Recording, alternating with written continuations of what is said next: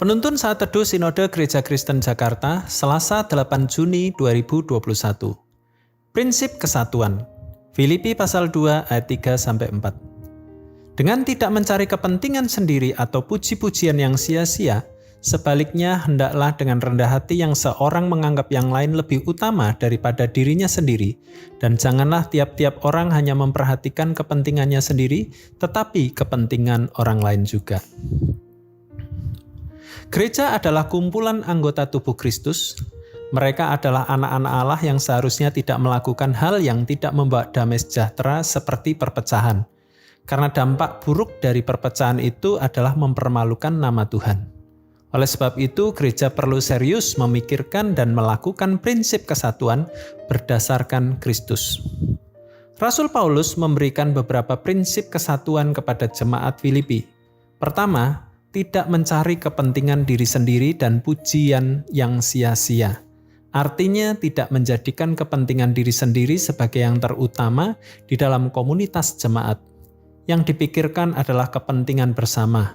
Kesatuan anggota tubuh Kristus sangat erat kaitannya dengan memikirkan kepentingan bersama, baik kepentingan yang bersifat spiritual seperti penguatan, penghiburan bagi jiwa yang lemah dan sedih, maka komunitas jemaat akan memberikan kata-kata yang menguatkan, menghibur saudara mereka yang sedang lemah dan sedih.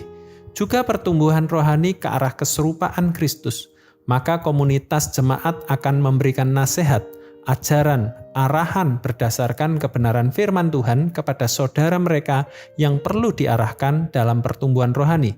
Selain itu, kepentingan yang bersifat jasmaniah, seperti ada jemaat yang memerlukan bantuan ekonomi, memerlukan pekerjaan dan sebagainya, maka jemaat akan membantu saudara mereka tersebut.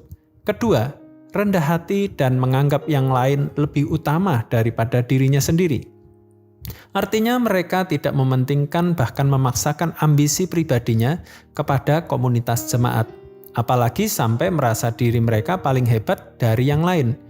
Mereka berada di dalam komunitas jemaat, siap untuk dilengkapi oleh saudara mereka. Mereka siap untuk menerima arahan, nasihat, masukan dari saudara mereka.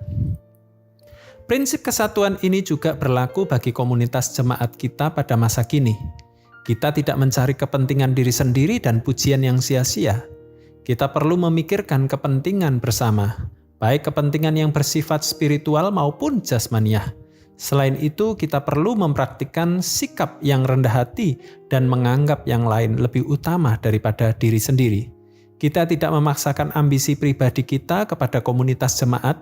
Kita siap untuk melengkapi dan dilengkapi oleh saudara seiman kita.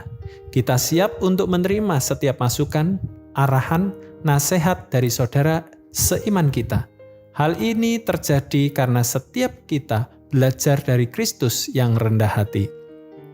Salah satu tujuan Kristus membangun anggota tubuhnya adalah mewujudkan kesatuan yang pernah dipintakannya kepada Bapa. Tuhan Yesus memberkati.